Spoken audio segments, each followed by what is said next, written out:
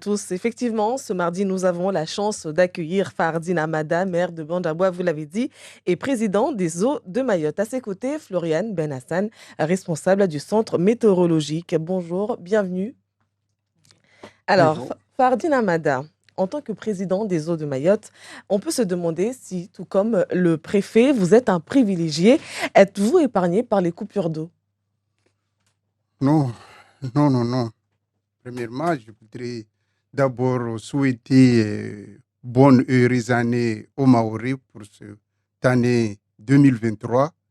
Surtout qu'il y soit plein de joie, de santé et un peu de l'eau au robinet. Euh, Votre question, madame, moi je suis comme tous les Maoris. Je ne suis pas privilégié. Je ne sais pas si le préfet il est privilégié, mais moi, je ne suis pas privilégié. Vous comprenez que dans la commune de Bandaboua, c'est là où vient 70% de l'eau qu'on consomme à Mayotte. Dans votre commune? Dans ma commune, 60% de l'eau vient de la commune de Bandaboua. Et même si on coupe Bandaboua, ça ne va pas augmenter l'eau qu'on donne aux autres communes, à Mamoudzou, à Kongou, à Zaoudi Laboratoire. Voilà. Mais nous, on fait le choix. Ce choix, il a été fait pour que mes services m'ont demandé à ce qu'on coupe la commune de Bandaboua. J'ai dit non. Il ne faut pas qu'il y ait un privilège entre des uns et des autres. Vous êtes en train de nous dire qu'il y a beaucoup plus d'eau à Bandaboua que dans n'importe quelle commune de Mayotte? Tout à fait. Toute l'eau qui vient à Mayotte, 60% vient de la commune de Bandaboua. Je vous le dis, il vient de la commune de Bandaboua. Donc, vous venez de le dire, hein, vous faites partie du commun des mortels. Mais qu'est-ce que vous répondez donc aux Mahorais, des Mahorais qui ont soif, des Mahorais qui ont envie qu'il y ait de l'eau tous les jours dans leur robinet? Moi, ce que je voulais vous dire aujourd'hui, il a fallu que je comprenne le syndicat. J'ai pris le règne du syndicat en juillet 2000. Donc, vous connaissez les problèmes qu'il y avait de syndicat. On avait des dettes de 27 millions d'euros. 27 millions d'euros.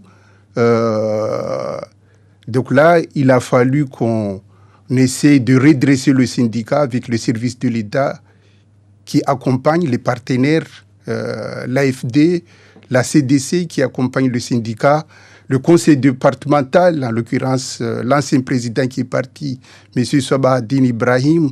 Donc vous êtes en train de nous dire que si aujourd'hui il n'y a pas d'eau à Mayotte, si on vit encore cette crise de l'eau qui a commencé à Mayotte depuis fin 2016, début 2017, c'est parce que le syndicat des eaux, les eaux de Mayotte maintenant, n'a pas pu encore sortir de ce gouffre financier?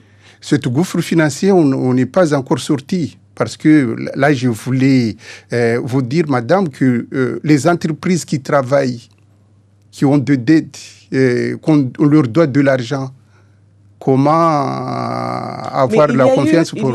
Il y a eu de l'argent, notamment avec... il y a eu un plan eau, il y a eu pas mal d'argent aussi de l'Europe. Donc, des engagements ont été pris, et notamment la troisième retenue collinaire devait voir le jour, ainsi que la deuxième usine de dessalement. Non, là, il faut mettre le contexte de choses. Donc là, il y a beaucoup de choses qui n'ont pas été faites à Mayotte, surtout en matière de l'eau, qui est précieux. Donc, par rapport à l'autre gouvernance, donc là, les partenaires n'avaient pas trop de confiance. Donc, aujourd'hui, la confiance, il y est. Donc là, les études sont engagées. Comme je vous dis, que les entreprises qui ont travaillé au syndicat n'ont pas été payées. Donc nous, on essaie de les payer. Maintenant, la confiance, il est là. Les entreprises ont confiance en nous. Les bureaux d'études ont confiance en nous. Ils commencent à travailler. Donc là, les chantiers vont sortir. Comment vous avez Quel vu chantier? La retenue collinaire? la retenue, non. Qu'est-ce qui bloque d'ailleurs dans ce dossier? Parce que ça fait quand même assez longtemps qu'on nous annonce la construction d'une retenue collinaire.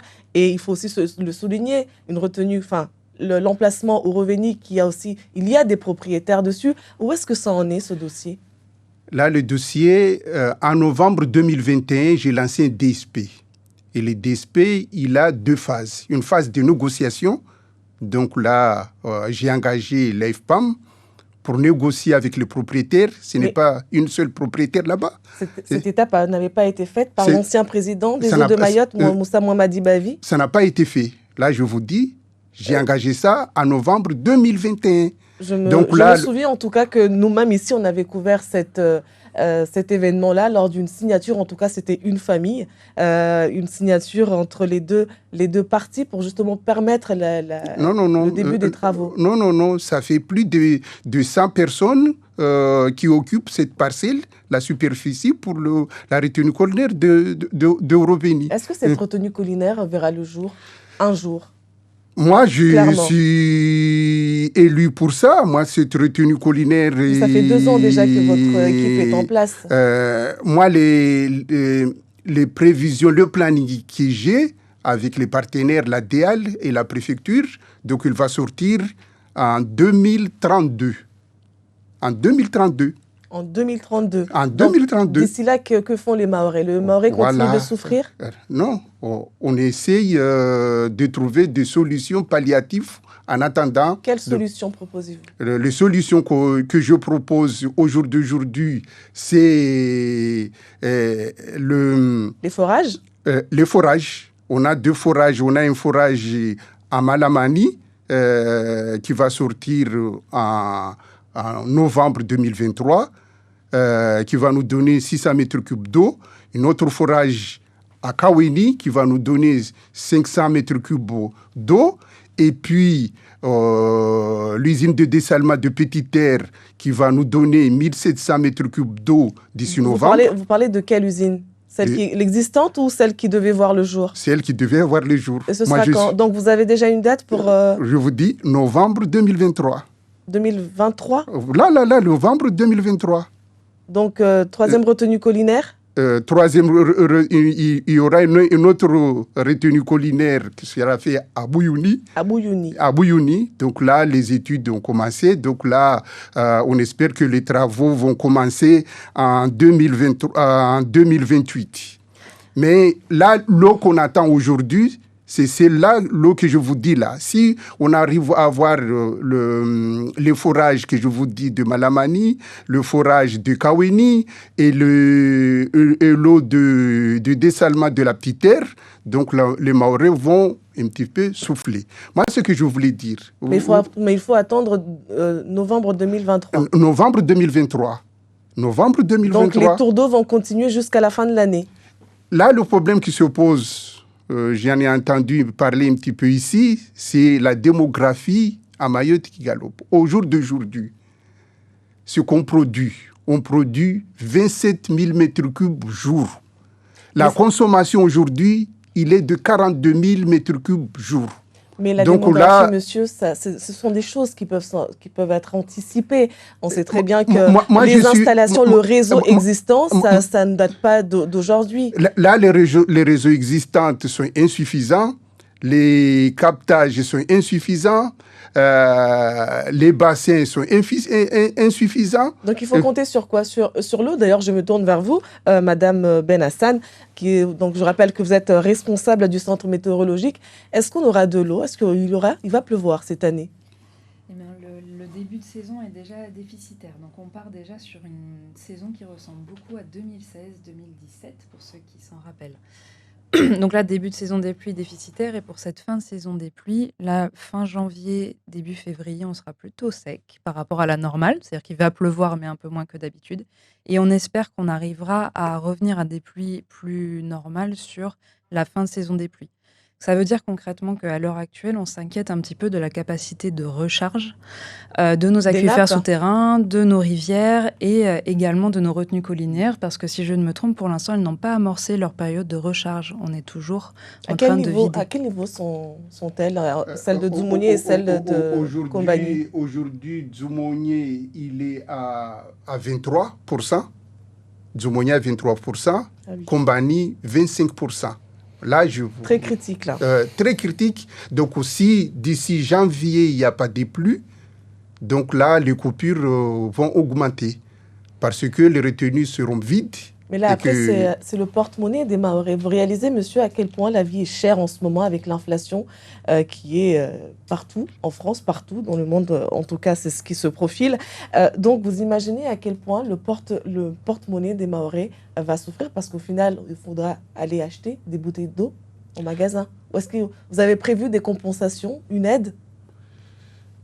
Non, sur ça, on va discuter avec les partenaires, le préfet, et comme vous connaissez, donc le syndicat, comme je vous dis, il est presque en faillite. Donc là, ce sont les aides de l'État qui nous font sauver aujourd'hui. Donc là, moi, je ne peux pas prendre cet engagement parce que nous, on n'a pas d'argent. Et en parlant de l'État, en novembre dernier, le député Mansour Kamardine a fustigé dans un communiqué l'État, expliquant que nous subissons la situation actuelle parce que l'État n'a pas lancé depuis 2017 la déclaration d'utilité publique, chose indispensable à la construction de la retenue collinaire. Êtes-vous du même avis que Mansour Kamardine ? Moi, je ne suis pas Mansour Kamardine. Moi, je viens d'hériter une situation. Moi, je suis là pour trouver des solutions. Est-ce que vous estimez que l'État fait de son possible ou plutôt l'État met des freins ou La DIP, c'est le syndicat qui doit l'enclencher. Donc c'est vous? C'est nous. Mais qu'est-ce que vous attendez? Moi, je l'ai enclenché. Je vous ai dit qu'en 2021, en novembre 2021, je l'ai déjà enclenché, la DIP. Donc là, premièrement, il faut consulter les propriétaires fonciers. Donc là, cette phase-là, ils vont nous donner le rendu. L'AFBAM va nous donner le rendu ce mois-ci, à la fin de ce mois-ci. Alors, parlons de la relation entre les eaux de Mayotte et la SMAE qui est en charge de la distribution. On a l'impression qu'il n'y a pas d'entente, qu'il n'y a pas de communication entre les deux entités. Parfois, il y a un programme qui est sorti pour les tours d'eau, mais parfois, il y a des coupures comme ça, inopinées, sans communication aucune. Est-ce que vous êtes au courant de tout ça? Au courant, oui, on est au courant comme vous. C'est nos clients. Nous, on est clients. Eux, ils sont délégataires. Donc, vous êtes le patron, monsieur? Oui. C'est vous qui payez la SMAE? C'est la SMAE qui nous paye parce que c'est eux qui collectent. Vous payez la facture à la SMAE. Les Mahorais payent à la SMAE, mais la SMAE, c'est un contrat. C'est quand même vous qui avez Cet contrat, c'est, comme je vous dis, il est ce qu'il est aujourd'hui. C'est une délégation de service public, vous ne pouvez pas nous dire que... on essaie que chacun respecte ses engagements avec eux. Donc, nous, on les pousse à ce que les communiqués sortent au temps voulu. Il ne faut pas qu'ils soient tard. Donc, nous, des fois, on le voit comme vous. Quand ils sortent les communiqués. Donc vous subissez la SMAE? On subit. Pourquoi est-ce qu'on garde cette DSP? On garde parce que c'est un contrat. On est soumis à respecter ce contrat jusqu'en 2026. Donc voilà, donc nous on est là, on essaie de travailler avec eux. Et donc des fois il y a des manquements. C'est comme dans tous les contrats. Mais comme vous dites, nous, on n'a pas, on se chamaille pas, mais chacun reste dans ses positions. Il y a des écrits, on les respecte. Sauf qu'il y a des conséquences derrière, malheureusement. Ce sont les abonnés qui en font les frais. Malheureusement, comme vous dites, il y a des conséquences, mais nous, on essaie de les pousser. Après, dans ce contrat, il y a des pénalités, mais des pénalités très, très moindres, très, très fines. Donc après, voilà, mais on leur dit de payer des pénalités quand ils ne respectent pas les clauses des contrats. J'ai une dernière question, Monsieur Fardine Amada.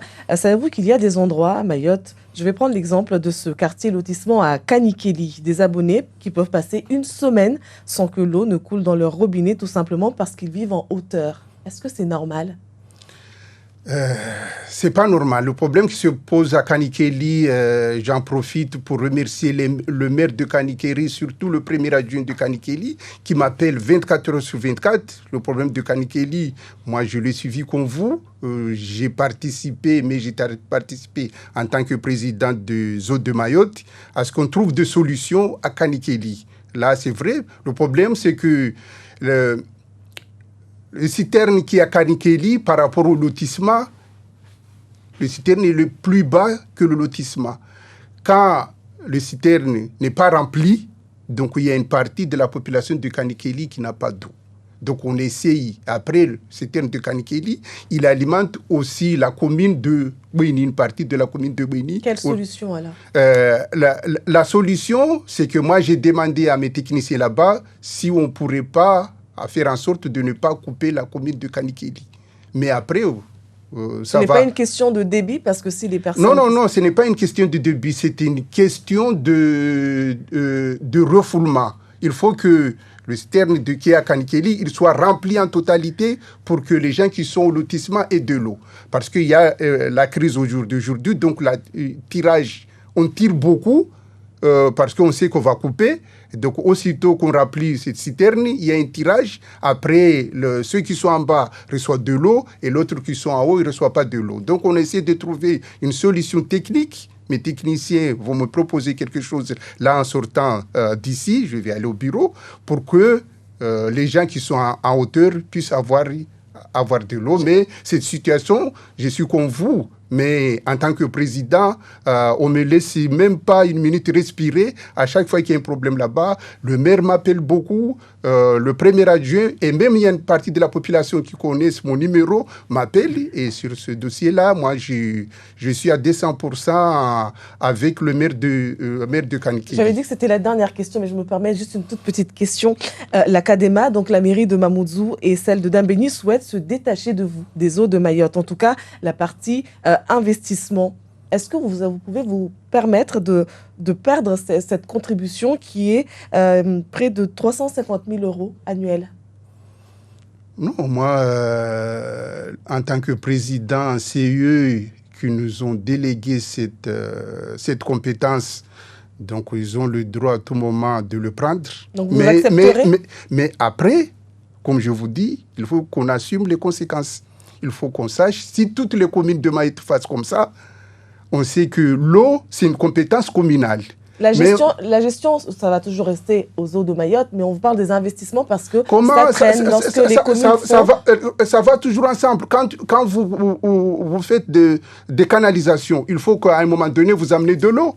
Quand vous faites les canalisations, que vous n'avez pas de l'eau. Mais en tout cas, ils parlent des investissements. Des investissements avec des fonds européens. Et lorsque ça traîne de votre côté, les fonds européens retournent juste à l'envoi. Donc, non, moi, je leur laisse, ils sont libres de faire ce qu'ils veulent. Mais après, il faut que chacun assume les conséquences.